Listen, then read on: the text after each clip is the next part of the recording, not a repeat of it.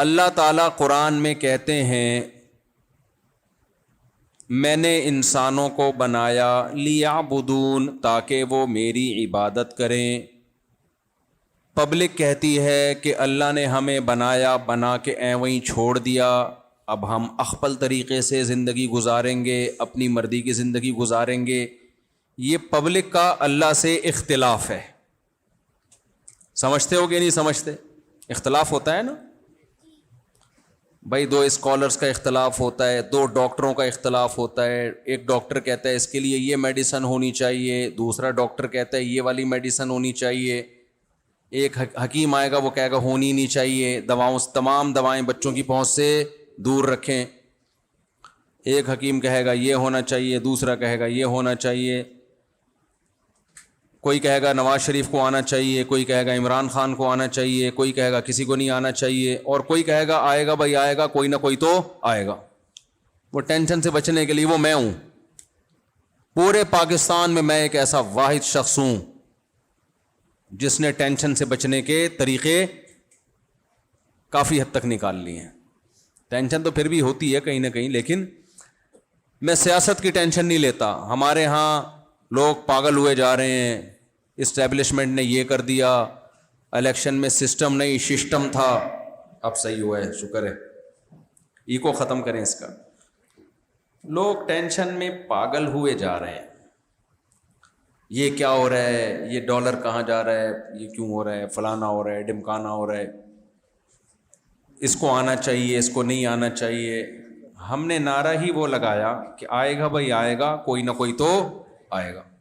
اب کوئی ٹینشن ہوگی مجھے؟ آپ کہہ سکتے ہیں نہیں بھائی فلاں کے آنے سے ملک کے حالات اچھے ہوں گے، فلاں کے آنے سے خراب ہوں گے، اس لیے فلاں کو آنا چاہیے۔ یہ آپ لطیفہ ہے جو کبھی اکیلے میں بیٹھ کے سوچیں تو آپ کو بہت زیادہ ہنسی آئی۔ فلاں کے آنے سے ملک کے حالات اچھے ہو جائیں گے، ہنسی آ رہی ہے کہ نہیں آ رہی ہے؟ مجھے تو بہت آ رہی ہے۔ فلاں کے آنے سے ملک کے حالات کیا ہو جائیں گے؟ اچھے ہو جائیں گے۔ تو کبھی اکیلے میں بیٹھ کے اس کو سوچئے گا، آپ کو بھی اس پہ بہت زیادہ ہنسی آئے گی۔ آپ اتنا ہنسیں گے، آپ بولیں گے مفتی صاحب نے کیا بات کی ہے یار۔ ملک کے حالات اچھے ہونے ہوں گے تو ویسے ہی ہو جائیں گے، نہیں ہونے ہوں گے تو کسی کے بھی آنے سے اچھے نہیں ہوں گے۔ دوسری بات یہ کہ ہمیشہ ایک اصول زندگی کا ہمیں بنانا چاہیے۔ یہ قرآن و سنت کا اصول ہے، لیکن اس کو ایکسپلین کیا، ہائی لائٹ کیا بر صغیر کے علماء میں حضرت مولانا اشرف علی تھانوی نے بہت زیادہ۔ اس اصول کا فائدہ یہ ہوتا ہے کہ انسان ڈپریشن میں کبھی نہیں آتا۔ ہے یہ قرآن و سنت ہی کی بات، لیکن بات بعض دفعہ قرآن و سنت کی ہوتی ہے، ہماری توجہ نہیں جاتی۔ کوئی آتا ہے اور اس کو، جیسے 4 شادیاں تو قرآن میں کب سے لکھی ہوئی ہیں نا، تو اب ہم نے آ کے اس کو تھوڑا سا اچھالا ہے تو پبلک کو اب پتہ چلا کہ اچھا یہ بھی لکھا ہوا ہے اس میں۔ اب مجھے برا بھلا کہتے ہیں، میں کہتا ہوں مجھے کیوں کہہ رہے ہو بھائی، یہ لکھا کس نے ہے؟ تو اللہ کو تو کوئی نہیں غلط کہہ سکتا نا، تو ہم نے تو اس کو بیان کر دیا آپ کے سامنے۔ جب نبی صلی اللہ علیہ وسلم کی وفات ہوئی تو صحابہ کرام کی غم سے حالت بہت زیادہ غمزدہ تھے۔ حضرت عمر نے فرمایا جو یہ کہے گا کہ نبی کی موت واقع ہو گئی ہے میں اس کی گردن اڑا دوں گا۔ ظاہر ہے انسان کو جس سے محبت ہوتی ہے نا، اس کی موت کی خبر نہیں سن سکتا وہ۔ آپ کو کوئی آ کے آپ کے کسی چہیتے کے بارے میں بتا دے کہ انتقال ہو گیا، آپ نہیں اتنی جلدی مانو گے۔ اگر مان لو گے اس کا مطلب کہ بھائی آپ کو اتنی محبت نہیں تھی، آپ اس کو نارمل واقعہ سمجھ رہے ہو۔ لیکن جب نبی صلی اللہ علیہ وسلم کی وفات کی خبر پھیلی تو حضرت عمر نے فرمایا جو یہ کہے گا نبی کی وفات ہو گئی میں کیا کروں گا؟ سر قلم کر دوں گا۔ حضرت ابو بکر کو نبی سے محبت سب سے زیادہ تھی، لیکن آپ کے اعصاب بھی سب سے زیادہ مضبوط، میچورٹی بھی آپ میں سب سے زیادہ تھی۔ آپ نے دیکھا کہ اگر یہ اس طرح کی سچویشن امت میں رہی تو اس سے تو امت کا مسئلہ خراب ہو جائے گا۔ جذباتیت میں کبھی بھی ٹھیک کام نہیں ہوتا۔ ممبر پہ کھڑے ہوئے اور قرآن خطبہ دیا اور قرآن کی آیت پڑھی، وما محمد الا رسول، محمد صلی اللہ علیہ وسلم تو اللہ کے ایک رسول ہیں. پہلے میرے خیال ہے آواز زیادہ صحیح تھی، جو خراب تھی نا وہ زیادہ صحیح تھی، وہ خراب کر دیں دوبارہ، یہ تو بہت زیادہ گونج رہی ہے. تو محمد صلی اللہ علیہ وسلم اللہ کے رسول ہیں. قد خلت من قبلہ الرسل، آپ سے پہلے بھی بہت سارے پیغمبر گزر چکے ہیں. افئن ماتا او قتلا، تو اگر نبی کی موت واقع ہو جائے یا میدان جنگ میں قتل کر دیے جائیں، انقلبتم علی اعقابکم، کیا تم دین سے واپس پھر جاؤ گے؟ یعنی اس خبر کو اتنی اچنبے کی خبر کیوں سمجھ رہے ہو بھائی؟ بشر ہیں. انک میت وانہم میتون، اے نبی آپ پر بھی موت واقع ہوگی لیکن ان پر بھی ہوگی. یہ کون سا بچیں گے جو آپ کی موت کا انتظار کر رہے ہیں؟ مشرکین انتظار کر رہے تھے نا. تو حضرت عمر فرماتے ہیں کہ مجھے ایسا لگا کہ میں نے قرآن کی یہ آیت آج پہلی دفعہ سنی ہے. حالانکہ کتنا پڑھتے تھے آیتوں کو نماز میں، رمضان میں اور ویسے بھی. تو بتانا یہ مقصد ہے، بہت ساری شریعت کی تعلیمات ہوتی ہیں، قرآن میں لکھی بھی ہوتی ہیں، لیکن علماء کا کام کیا ہوتا ہے؟ ان کو اجاگر کرنا. اور قرآن کی بلاغت بھی یہاں دیکھ لو، صداقت بھی دیکھ لو. قرآن مضمون یہ بیان کر رہا ہے کہ اگر محمد صلی اللہ علیہ وسلم کی بالفرض موت واقع ہو جائے تو تم نے دین سے پیچھے نہیں ہٹنا. تو اس کے لیے طریقہ یہ ہونا چاہیے تھا کہ نبی سے پہلے بھی بہت سارے پیغمبروں کی موت واقع ہو چکی ہے، لیکن اللہ نے وہاں موت کا لفظ پیغمبروں کے لیے استعمال نہیں کیا. فرمایا قد خالت من قبلہ الرسل، آپ سے پہلے بھی پیغمبر گزر چکے. کیوں؟ اگر قرآن کہہ دیتا کہ آپ سے پہلے بھی پیغمبروں کی موت واقع ہوئی ہے تو فوراً قادیانی کہتے کہ عیسیٰ علیہ السلام کی بھی موت واقع ہو چکی ہے. اور غامدی صاحب کہتے دیکھو ہم تو کہتے تھے موت واقع ہو گئی ہے. اللہ تعالیٰ نے غامدی صاحب کو خاموش کرانے کے لیے اور قادیانیوں کو خاموش کرانے کے لیے ایسا لفظ استعمال کیا کہ ان کو یقین آ جائے کہ اللہ تعالیٰ حضرت عیسیٰ کی موت پر اشارتاً بھی، کوئی اشارے میں بھی اللہ تعالیٰ ان کی موت کا تذکرہ نہیں کرتا، تاکہ یقین ہو جائے بخاری مسلم کی اس حدیث کا کہ لَيُوشِكَنَّ أَن يَنزِلَ فِيكُمُ ابْنُ مَرْيَمَ حَكَمًا وَعَدْلًا.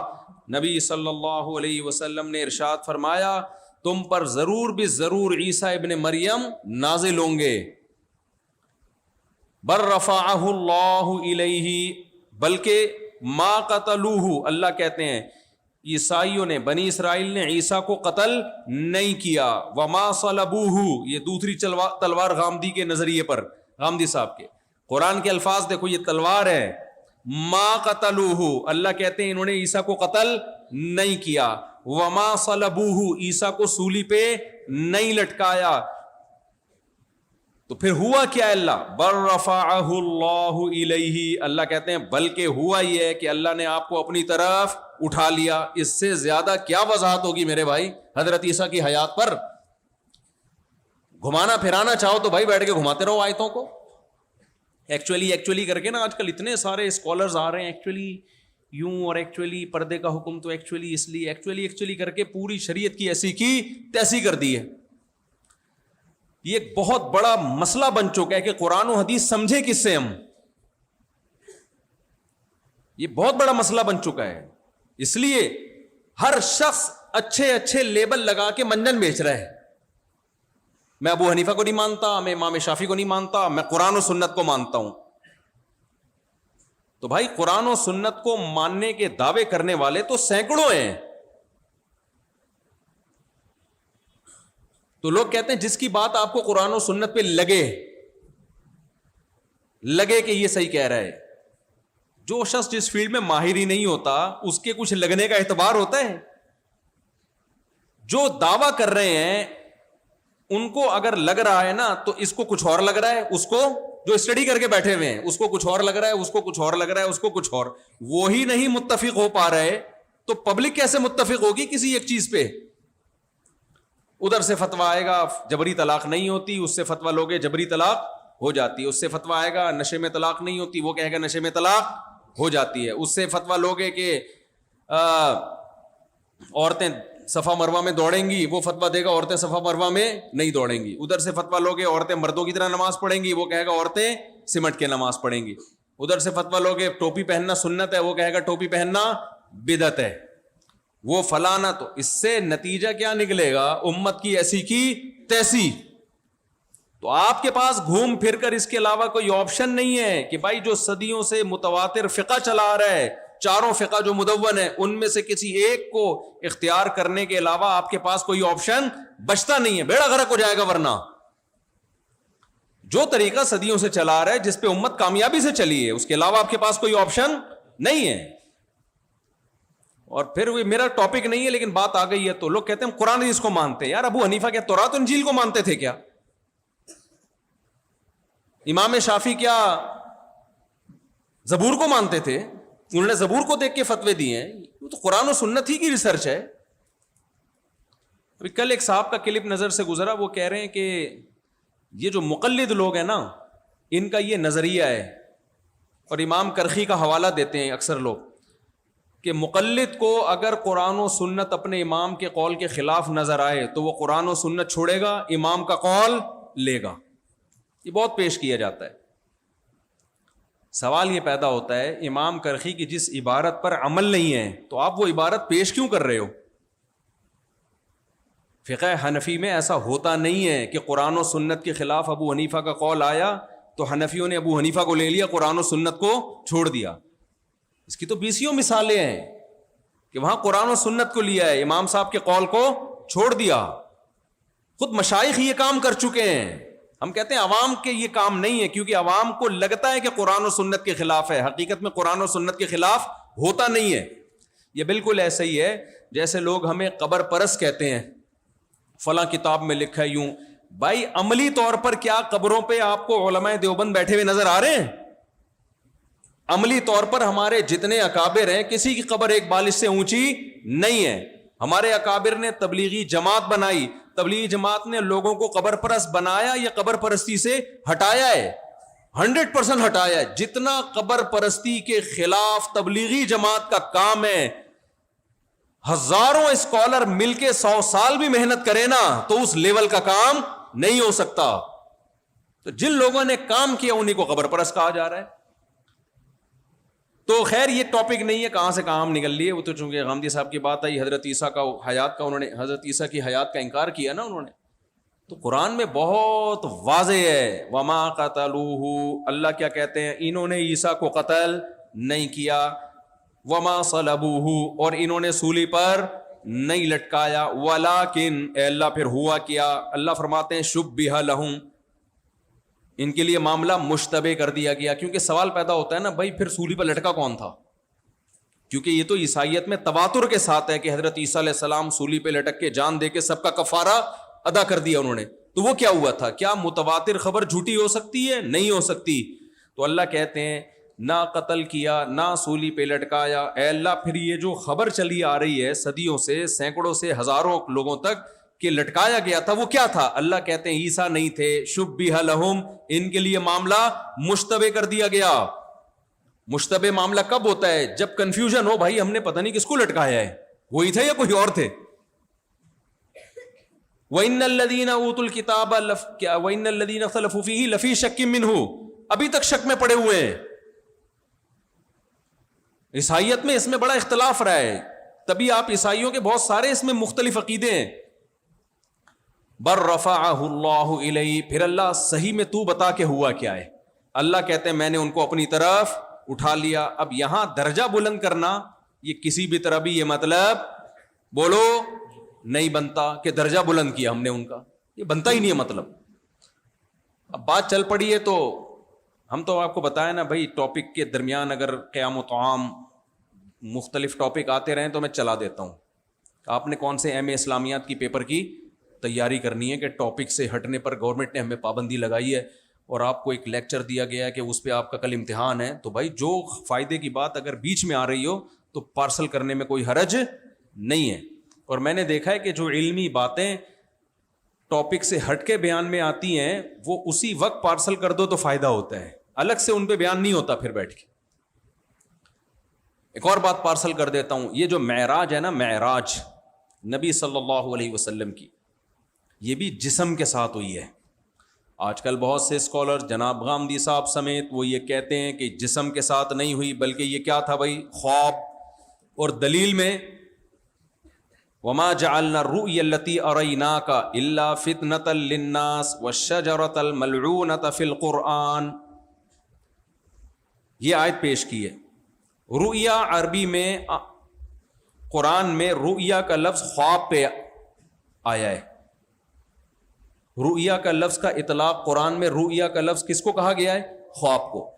لا تقصص رؤیاک علی اخوتک. آپ لوگ کو آواز صاحب آ رہی ہے سب کو؟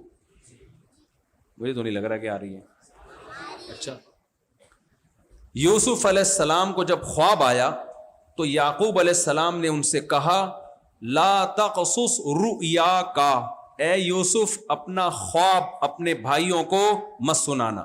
تو جناب پروفیسر غامدی صاحب نے کہا کہ دیکھو یہاں رؤیا خواب کے معنی میں ہے, تو قرآن معراج کے لیے بھی رؤیا کا لفظ استعمال کر رہا ہے کہ ہم نے جو آپ کو رؤیا بنایا, جو آپ کا رؤیا تھا وہ رؤیا ہم نے اس لیے تاکہ لوگوں کی آزمائش ہو کہ اس کی تصدیق کرتے ہیں یا انکار کرتے ہیں. تو دیکھو وہ تو رؤیا ہے, خواب ہے. یہ جو پراپر وے میں علم سیکھنے کا کہا جاتا ہے نا, یہ اسی وجہ سے کہا جاتا ہے تاکہ صرف ترجمہ پڑھ کے لوگ متاثر نہ ہو.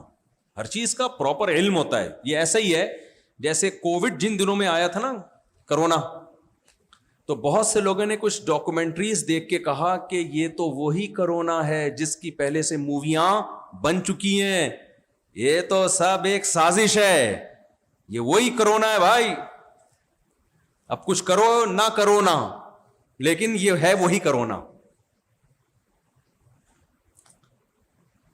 تو اب چونکہ خود تو پڑھے لکھے ہیں نہیں نا, ڈاکٹر ہیں نہیں, میڈیکل سائنس سے تعلق ہے نہیں, تو وہ کوئی مووی شووی پرانی دیکھی ہوگی یا لوگوں نے چلا دی, دیکھو بھائی یہ پہلے سے پلان ہے, اس کا تو پہلے موویوں میں تذکرہ ہے, یہ لانچ کرنا چاہ رہے تھے ایک وائرس.